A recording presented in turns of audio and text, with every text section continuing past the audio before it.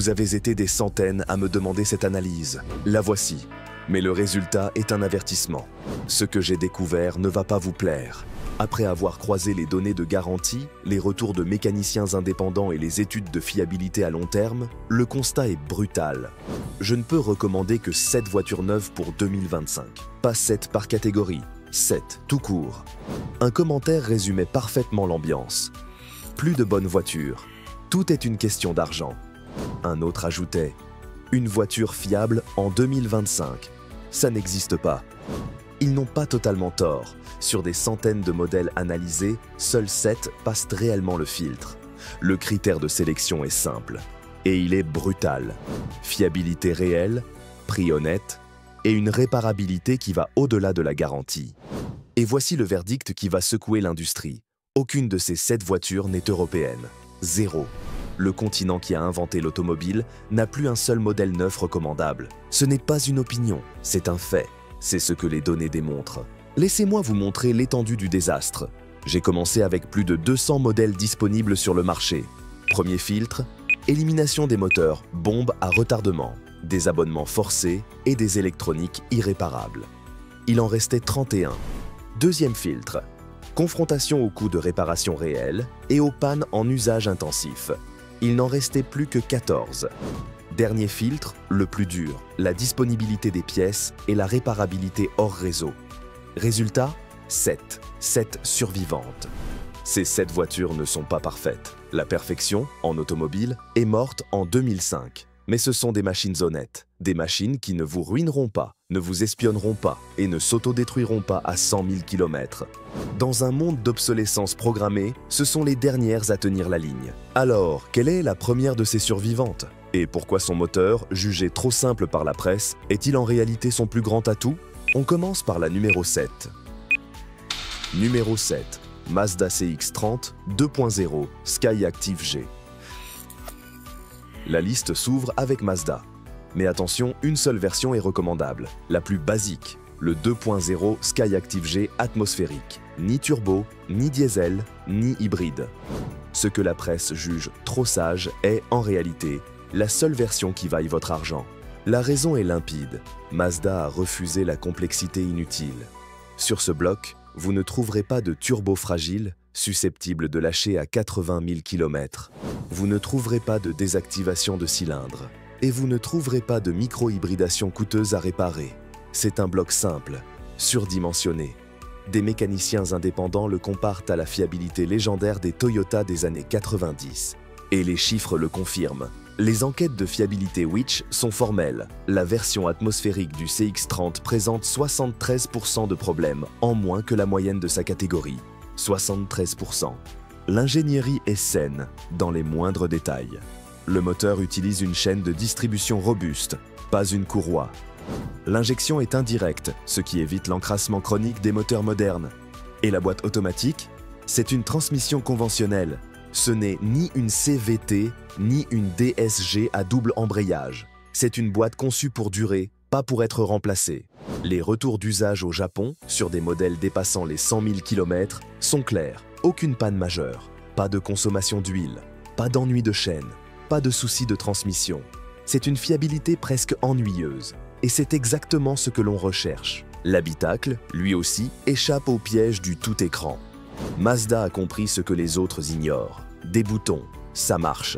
Vous avez donc des commandes physiques pour la climatisation, des boutons réels pour l'audio et un contrôleur rotatif pour l'infodivertissement qui évite de quitter la route des yeux. Ça fonctionne aujourd'hui et ça fonctionnera encore dans 10 ans.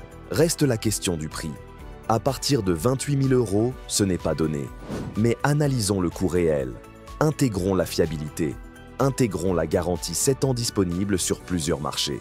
Et surtout, intégrons la valeur de revente. Un CX-30 tient à 68% de sa valeur au bout de 3 ans.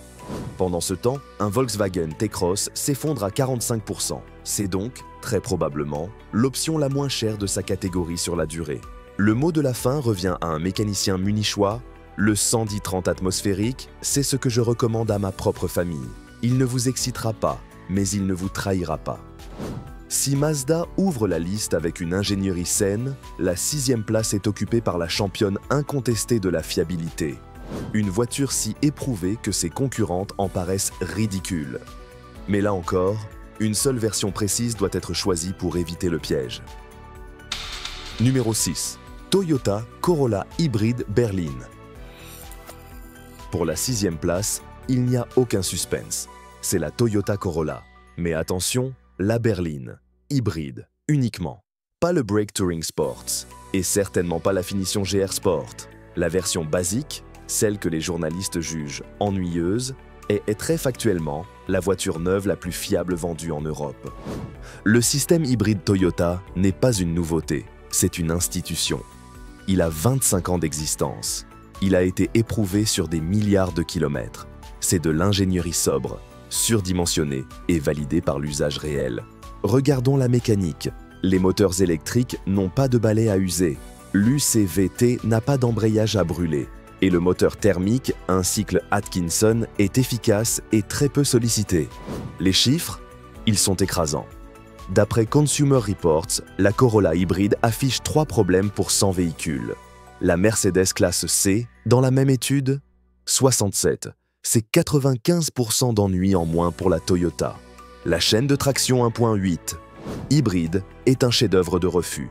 Elle refuse méthodiquement tout ce qui casse aujourd'hui. Pas de turbo, pas d'injection directe à encrassement. Elle utilise une injection indirecte saine. Pas de stop et start qui épuise les démarreurs. Pas de boîte à double embrayage.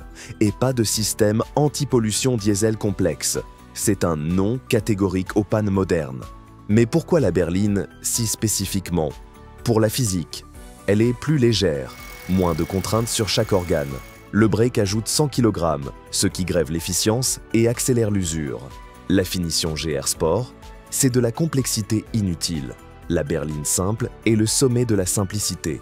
Le résultat, c'est une sobriété réelle de 3,8 litres par 100 km. Le témoignage du terrain est encore plus parlant.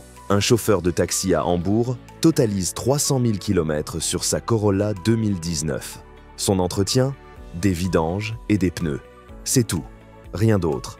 Et l'argument final, celui qui concerne la batterie, la garantie s'étend jusqu'à 10 ans si l'entretien est fait dans le réseau. Mais même hors garantie, un remplacement se chiffre à 1 800 €. C'est moins cher qu'une seule grosse intervention sur une boîte DSG. Ce n'est pas une promesse marketing, c'est une tranquillité d'esprit, chiffrée. La Corolla est la reine de la fiabilité zéro stress. Mais la numéro 5 prouve qu'on peut allier cette fiabilité japonaise à un plaisir de conduire que beaucoup croyaient disparu. À condition, encore une fois, de choisir la seule bonne configuration mécanique. Numéro 5. Honda Civic 1.5 VTEC Turbo boîte manuelle. Nous arrivons à la 5e place. Et ici, le choix est chirurgical. La Honda Civic met en 1.5 VTEC Turbo et impérativement en boîte manuelle. Ni type R, ni automatique, ni hybride. La version pauvreté, que les journalistes ignorent, est précisément la bonne pioche. Pourquoi la manuelle? La réponse se trouve dans les coûts. La boîte CVT Honda est fiable, oui, mais elle est placide et un pépin hors garantie est une catastrophe. Un embrayage sur la manuelle se remplace pour environ 300 €. Un seul souci sur la CVT, la facture peut grimper à 3 000 €. Le calcul est vite fait, sans compter les 2 000 € économisés à l'achat. Parlons du moteur. 1.5 VTEC Turbo. Oui, il a connu, à ses débuts, des problèmes de dilution d'huile, c'est un fait, mais Honda a corrigé. Depuis 2020, les mises à jour logicielles et les modifications matérielles ont réglé le problème. Les inspections techniques du TÜV le confirment. Les modèles post-2020 sont sains. Techniquement, c'est un montage sobre, un turbo simple, une Westgate classique. Pas de géométrie variable complexe, c'est le strict nécessaire. Rien de superflu. Mais ce qui distingue la Civic au quotidien, c'est le respect de l'ergonomie. Honda se souvient de l'évidence. Pas de surface tactile capricieuse, pas de fonction vitale cachée dans des sous-menus. La climatisation, 3 molettes franches qui tombent sous la main. L'habitabilité met en difficulté des modèles bien plus chers. De vrais adultes s'assoient à l'arrière. Le coffre avale 478 litres. Et la visibilité est excellente, parce que l'ingénierie a primé sur le dessin agressif. La qualité d'assemblage à la japonaise se voit. Elle se sent. Pas de faux carbone. Pas de laque piano fragile qui se raye à la lumière. Vous avez des plastiques durs? Oui, et c'est une bonne nouvelle. Ce sont des matériaux honnêtes, endurants, qui supporteront les années sans se ternir. Honda a dû faire un compromis. Le 1,5 atmosphérique, encore plus fiable, a été tué par les normes d'émission. Le 1,5 turbo est donc le choix de la raison. N'ajoutez que la complexité nécessaire, et rien de plus. Comme le résume un mécanicien d'Amsterdam, les Civic ne reviennent que pour l'entretien. C'est presque ennuyeux pour nous. La Civic est le triomphe du compromis intelligent. Mais la numéro 4 va encore plus loin. Elle prouve qu'on peut avoir une fiabilité absolue pour un prix dérisoire. C'est le retour à l'essentiel, une voiture que l'industrie a oublié de rendre compliquée. Numéro 4. Suzuki Swift 1.2 Dualjet. La 4e place est un paradoxe. C'est l'une des voitures les moins chères du marché. Et c'est aussi l'une des plus fiables. La Suzuki Swift, en version d'entrée de gamme, autour de 18 000 €. Voilà à quoi ressemble un transport honnête en 2025. Un petit gabarit, léger, simple à entretenir et qui ne ruine personne. Son moteur 1.2 Dualjet atmosphérique est un manifeste. Il cumule méthodiquement zéro complexité à problème. Pas de turbo, pas d'injection directe, pas de désactivation de cylindre. Il ne sort que 83 chevaux? Oui. Mais la Swift ne pèse que 940 kg. Résultat, des performances suffisantes et une moyenne réelle de 4,5 litres par 100 km sans aucune hybridation compliquée. La philosophie Suzuki tient en 3 actes: faire simple, faire léger et rendre les réparations abordables. Un train avant complet? Environ 400 €. Un embrayage? 500 €. Le moteur, très peu sollicité, dépasse les 300 000 km avec un entretien basique. L'habitacle assume le plastique dur, et c'est précisément le but. Pas de revêtement soft touch qui s'écaille au premier rayon de soleil. Pas de laque piano qui se raye, pas de faux bois qui se décolle. Dans 15 ans, l'intérieur aura exactement la même apparence. L'équipement? Il va à l'essentiel. L'écran fait Apple CarPlay et Android Auto. Point. C'est tout ce qu'il faut. Les données du marché japonais, où ces voitures sont poussées à bout, montrent des Swift atteignant régulièrement 400 000 km. Suzuki n'a rien réinventé. La marque a simplement continué à produire la même automobile fiable, pendant que les autres empilaient des couches technologiques inutiles. Et le meilleur, la réparabilité est universelle. Pas de CU chiffré, pas de diagnostic propriétaire imposé. N'importe quel mécanicien, avec des outils normaux, peut l'entretenir. Les pièces coûtent peu et se trouvent partout. C'est une forme de démocratie automobile. Comme le résume un mécanicien à Varsovie, la Swift est ce que chaque constructeur pourrait fabriquer, mais ne fabrique pas. Elle prouve qu'un transport fiable n'a pas besoin de coûter 30 000 €. La Swift est une leçon d'ingénierie japonaise. Mais la 3e place est une surprise. C'est la seule, l'unique européenne de ce classement. Elle a réussi à se hisser sur le podium, mais à une condition si précise qu'elle révèle l'échec de tout un continent. Numéro 3, Škoda Octavia 1.5 TSI BVM. La médaille de bronze est une anomalie. C'est la seule et unique voiture européenne de cette liste. Mais elle n'est ici que dans une configuration extrêmement précise. L'Octavia 1.5 TSI, boîte manuelle. Et, c'est le point crucial, avant le restylage de 2024. Dans cette combinaison, et seulement celle-ci, on évite les 3 grands pièges du groupe Volkswagen. 1. Pas de boîte DSG et ses problèmes de fiabilité récurrents. 2. Pas de moteur 1.2 TSI à la chaîne fragile. 3. Pas de 2.0 TSI sujet à l'encrassement. Le 1.5 TSI est le point d'équilibre. Suffisamment puissant, suffisamment simple, suffisamment fiable. Mais la vraie différence, c'est le millésime.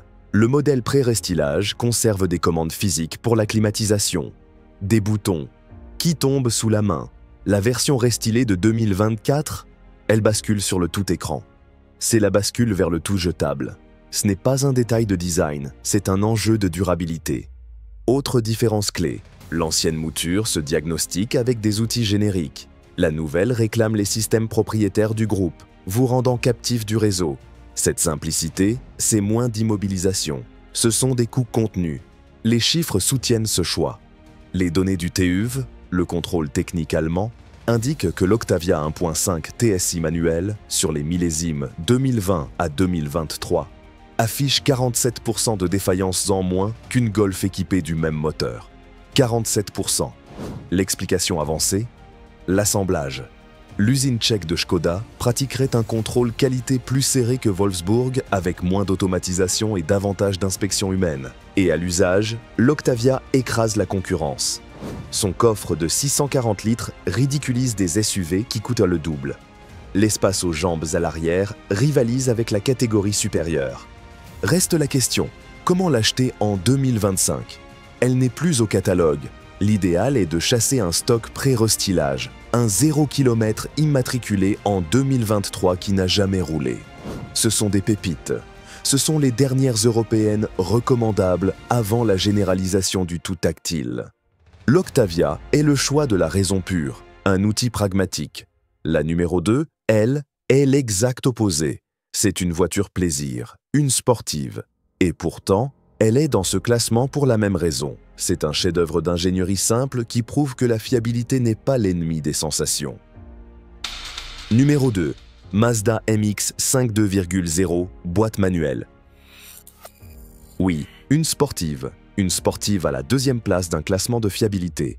La Mazda MX-5 2.0 en boîte manuelle mérite cette place parce qu'elle est un acte de résistance.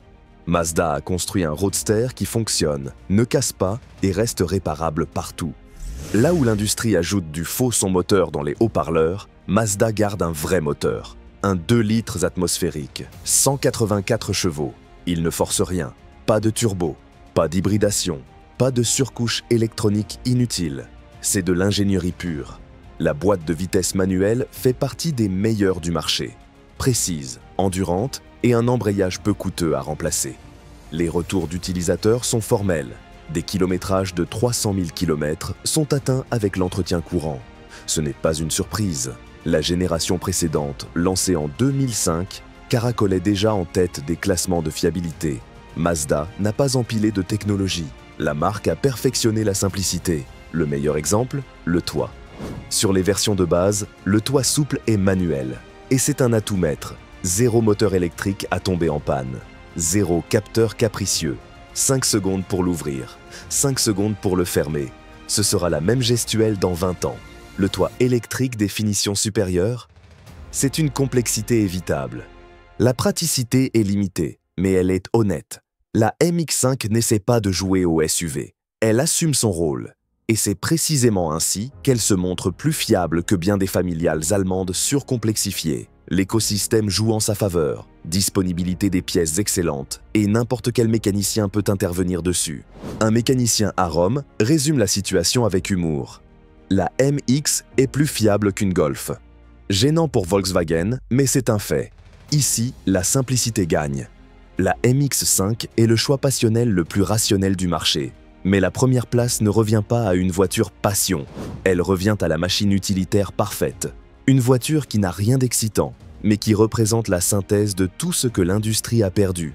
La fiabilité absolue, l'économie totale à l'usage et le coût de possession réel le plus bas d'Europe. Numéro 1. Toyota Yaris Cross Hybride. Nous arrivons à la première place, le vainqueur, et c'est le Toyota Yaris Cross Hybride. Il n'a rien d'éblouissant, il n'a rien de premium. Son style est discret, mais c'est, très simplement, la voiture neuve la plus fiable que vous puissiez acheter en Europe. Sa chaîne de traction n'est pas une promesse, c'est une certitude. C'est le 3 cylindres 1,5 hybride de Toyota. Un système éprouvé, martyrisé sur des taxis qui dépassent les 500 000 km. La mécanique est un refus de la panne. Pas de turbo à casser, pas de complexité diesel, pas de boîte à double embrayage à risque, seulement des moteurs électriques, une CVT simple et fiable, et un moteur thermique qui n'est jamais stressé. Mais pourquoi le Yaris Cross? Pourquoi pas la Yaris classique ou la Corolla? Pour une raison purement pratique, la garde au sol. Dans l'Europe réelle, celle des dodanes, des trottoirs, des routes de campagne et des hivers. Ces centimètres supplémentaires évitent des dégâts coûteux sous la voiture. C'est de la fiabilité appliquée au quotidien. Pas du marketing SUV. La qualité d'assemblage Toyota suit. Accrochez-vous, des Yaris Cross de 3 ans affichent 89% de problèmes en moins que la moyenne de leur catégorie. Ce n'est pas un léger mieux, c'est un autre monde. L'habitacle contourne tous les pièges à la mode, des boutons physiques pour l'essentiel, un écran simple qui ne pilote pas les fonctions vitales, et surtout, zéro abonnement, aucune option qui expire. Vous achetez, vous possédez. Côté batterie, la garantie s'étend jusqu'à 10 ans si l'entretien est réalisé dans le réseau. Et même hors garantie, un remplacement se situe autour de 1 800 €. C'est moins cher qu'une grosse intervention de freinage chez certains constructeurs premium. L'expérience réelle montre des batteries qui franchissent allègrement les 15 ans. Reste le prix, autour de 30 000 €. Prix isolément s'est élevé pour une Yaris. Mais additionnons la sobriété en usage réel, environ 4,4 litres par 100 km. La fiabilité avec quasi zéro défaillance. Et la valeur résiduelle, 72% à 3 ans. Mettez tout bout à bout, et sur 10 ans, le Yaris Cross est, très probablement, l'option la moins chère de ce classement. Un mécanicien de Copenhague le résume mieux que personne. La Yaris Cross hybride, c'est la perfection du transport. Elle n'impressionnera pas le voisinage, elle ne gagnera aucune course, elle fera juste son travail, tous les jours, pendant les 20 prochaines années. Et voilà, le haut du podium. Le classement est terminé. Maintenant, il faut regarder cette liste et comprendre ce qu'elle signifie vraiment. Car ce qui manque dans ce classement est bien plus important que ce qu'il contient. Et voilà, les seules 7 voitures neuves qui valent l'achat en 2025. Sur des centaines de modèles, 7. Ce n'est pas une sélection raffinée, c'est un constat de catastrophe. Regardez ce qui manque, regardez qui est absent. Toutes les marques européennes, BMW, Mercedes, Audi, Volkswagen, Peugeot, Renault, Fiat, aucune n'entre dans la liste. Le continent qui a inventé l'automobile a fait un choix. Il a choisi la complexité plutôt que la fiabilité. Il a choisi l'abonnement plutôt que la propriété. Il a choisi l'obsolescence programmée plutôt que l'excellence d'ingénierie. Les commentaires que j'ai reçus avaient saisi l'essentiel. Il n'y a quasiment plus de bonnes voitures neuves. Tout est devenu une affaire d'argent. Les constructeurs privilégient les résultats trimestriels à la qualité, les revenus d'abonnement à la fiabilité, le remplacement forcé à la longévité. Les 7 modèles de cette liste ne sont pas parfaits. Ce sont des compromis. Ce sont des survivants dans un monde où l'ingénierie honnête a presque disparu. Ils vous paraissent ennuyeux? C'est parce que l'industrie a décidé que l'excitation signifiait panne coûteuse. Ils sont majoritairement japonais? C'est parce que le Japon continue de respecter ses clients, pendant que l'Europe les pressurise. Si aucune de ces 7 voitures ne vous convient, voici le conseil le plus franc que je puisse vous donner. N'achetez pas de neuf, achetez une voiture de 20 ans et entretenez-la. Une 2005, n'importe laquelle ou presque, sera préférable à une européenne de 2025. Ce n'est pas de la nostalgie, c'est un constat chiffré. L'industrie aurait voulu que je recommande des dizaines de modèles, que je valide sa complexité, que je cautionne ses dérives. À la place, je n'ai trouvé que 7 machines honnêtes dans un océan de trahison calculée. Voilà l'état de l'automobile en 2025. Ma liste tient sur un coin de serviette.